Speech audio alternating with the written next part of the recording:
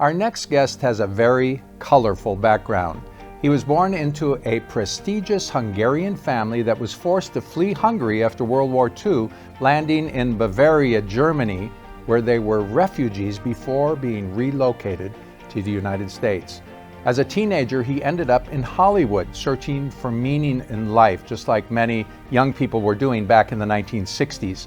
One night while hitchhiking, he was nearly beaten to death before being picked up by none other than Neil Diamond's manager, who took them to their villa in Los Angeles to recuperate.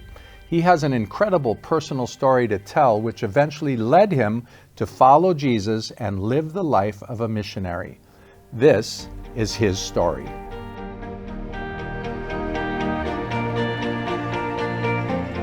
I'm Derrel von Molnarffy. I was born in Munich, Germany. My family is of Hungarian background, and I grew up my first 7 years in Germany, in Straubing, which is Niederbayern. My father had passed away. This is a period after World War II, not long after World War II. My grandfather on my mother's side of the family was in charge of all the Hungarian refugees. He had been in the diplomatic corps as a military officer, but his job had been a military attaché for the Hungarian government to the Austrian government. And he had chosen to come to Bavaria to flee the communists, even though the war was still going on, because he had taught at Columbia University at one time in the early 20s. His father had known the Bavarian royalty, and through that, my grandfather was best friends with the King of Hungary, and they used to go hunting together. So we had an advantage, in a way, being there in Bavaria after the war. Without being really religious, my family, they were very Catholic, but they didn't go to church every Sunday. In fact, maybe twice a year only. But it was a part of their life. There was kind of a raw energy to it. And that was always how I felt about God. I always believed. And yet I hadn't had an experience yet that really turned everything around for me and where I really knew the Lord. When they were fleeing Hungary, they were a very wealthy family, millionaires actually, back then in Hungary. They had factories that they owned and great properties.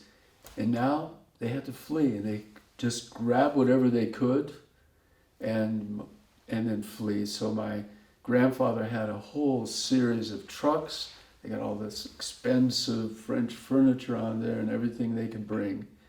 And the people from the surrounding area, from the villages, came to him and said, "Please help us escape.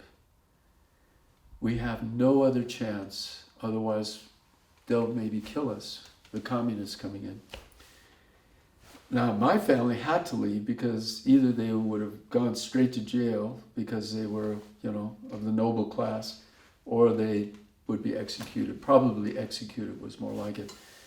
Well, what my grandfather did was he just threw everything on the ground and he filled those trucks with people. So when I grew up, my goal in life was never like many, because I became later an immigrant into the USA. And so many stories are about, now I'm going to get all those riches back and I'm going to really become somebody, etc., etc. And in my life, I knew that wasn't the answer. There was something greater, something deeper. And so it wasn't to amass a lot of wealth. My mother had gone on to the States with my grandmother. My grandmother, after my grandfather had died, my father was gone as well. My aunt was taking care of me, and they were pioneering the way. Little did everybody know it would take 9 years until actually we got reunited again. So when I was 9, I first met my mother because I was a baby when she left me in my aunt's care. At a young age, I already learned how to somehow make it without immediate close family by me.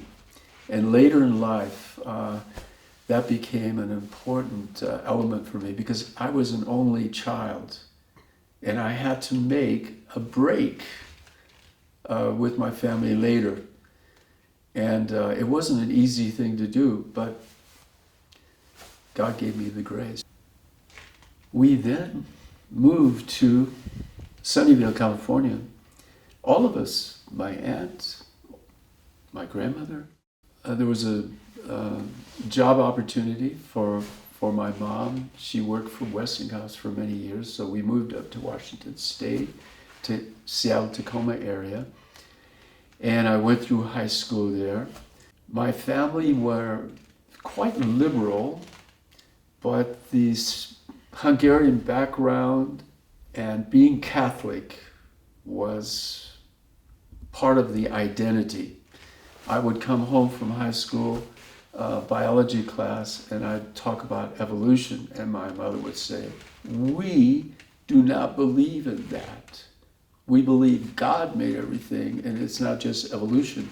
A good friend said, and he was Irish background. He said, "You're Catholic and you never go to church. When was the last time you went to confession?" I said, "To be honest with you, I've never been to confession, ever." Well, the next day, I went to Mass with Mike, my good buddy Mike, and I went up to the altar, and the priest was putting the bread in my mouth. And as I received it, I had an experience that I will never forget. In that moment, when it went into my mouth, I felt like a ton of weight suddenly was pulled off me. It just kind of floated up and it was taken away. I got drafted because I graduated then from high school, and then I worked a year before going to college, and that made me automatically eligible for the draft. For family reasons, I worked that first year, and so that was really hanging over my head. I'd had a sports injury during my junior year in high school where I had an operation on my left knee. The doctors were very concerned about it. In fact, the specialists told me, we thought perhaps because of all the things that had gone on in the leg and the upper leg as well and down at the knee, calcium deposits and all that kind of stuff too, that cancer could have developed in the leg, but it looks good. It looks like you're clear. When I was on the bus to go to basic training, they'd ask me, "Did you get your medical clearance?" And I said, "Oh, nobody told me I needed that." The doctor saw the scar on my knee and he said, "Whoa, we're going to put you on medical hold for 2 weeks and then we'll have you checked again and then, we'll let you know." In the meantime, I had enlisted, actually. I wasn't going in as a draftee because I wanted to go into officer training. And so he put me on medical hold. 2 weeks later, they checked me. Then a couple of weeks after that, I get a call. I'm 1Y. I'm not eligible for military service except in a national emergency. So I'm going to college, and I thought that I was going to be going to war, so I had really gotten quite wild already. I was doing psilocybin, mescaline, LSD, and grass, Well, there was a guy at the university. His name was Christian Erickson. He was a senior. He knew I'd been living in Germany as a child, and he studied also German. He had learned German. One day he saw me. He said, "Hey, how are you doing?" And he invited me into his room there. And so he told me about Jesus. And he asked me, do I believe in him? And I said, I do, very much so. He said, but you say you believe in Jesus, but do you know him? And I said, well, not really. Well, do you want to? I said, actually, yes, I would. But, I'm just kind of trying to avoid religion. Well, he said, Jesus said that he stands at the door of your heart and knocks. If you hear my voice and open the door, I will come into him and sup with him and he with me. And he explained how that was like a personal relationship. He said, if I ask you to pray that prayer, would you? And I remember exactly what I said. I said, I would never say no to Jesus. I wouldn't say no. No, I would be willing to say that prayer. So I reached out my hands and I prayed that prayer with him. And I cannot say that all of a sudden lights went on and, it was a big change. In fact, for a time, it even got wilder in my life. And some of Christians, you could say the ones that he was ministering to, they were after me constantly because they'd heard that I believed and I prayed. And they couldn't believe that I was continuing on the way I was. And in fact, we got busted. And now I'm a disgrace, My boss says, did you ever smoke a joint when you were working for me here? And I said, honestly, yes, I did. Sometimes we'd go in the back and that was it. I got fired from my job. And so I went on the road. I just went out and traveled. I went down to Portland first, saw the Grateful Dead at a little concert out on a farm with Jerry Garcia coming out in his Star and Stripes suit, the big bucket of Kool-Aid acid, and had a great time. I went from there down to the Bay Area. I was on Haight-Ashbury. It was like the way Bob Dylan was singing, It was like Mr. Tambourine Man, just tripping the whole time. I was in Hollywood, and I tried to check the place out. Wanted to hitchhike out of there, but it was getting dark, and I got picked up, and almost got killed. And as they were robbing me and tearing the jacket off me and taking my money and pounding on me, I screamed out and said, Jesus, help me. And in the moment I cried that out, because it was a two-door car and I got in the back, there was no way I could even get out. They stopped, they glared at me. They opened up the doors and they let me out. Now these were black. There was a girl in the back with me. She was pounding on me too. And at that time, I loved black people actually. I had gone to school with them.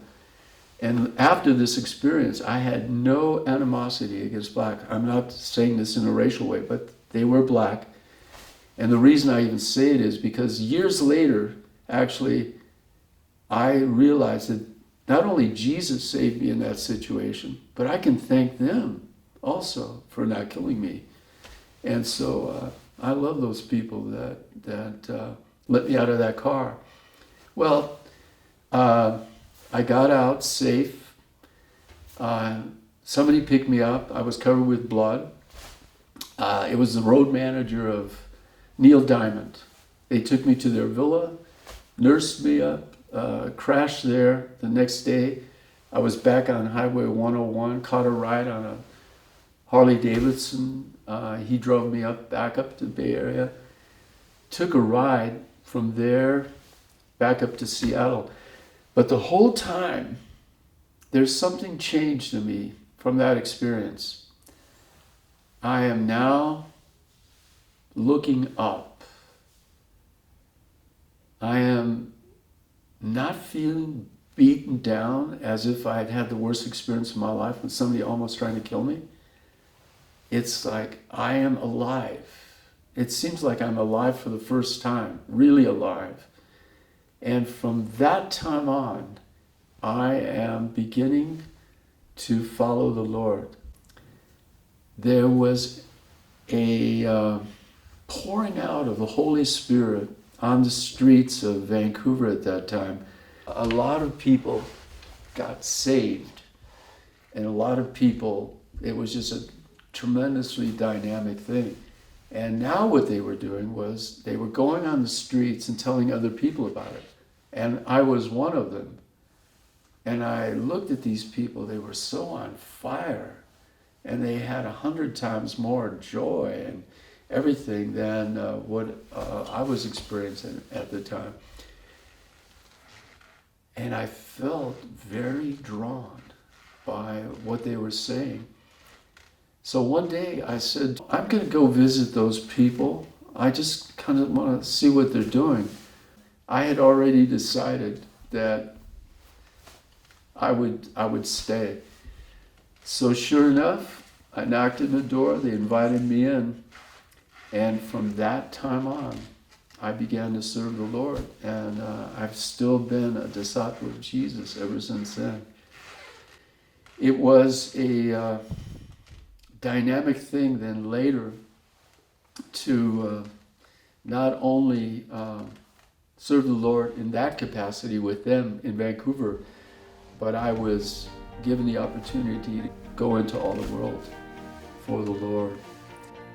It is a sudden experience, and perhaps in certain people's stories, the consequences of belief and asking the Lord into your life won't be immediate. But the Lord is faithful to show you through other people that you are different, you are changed.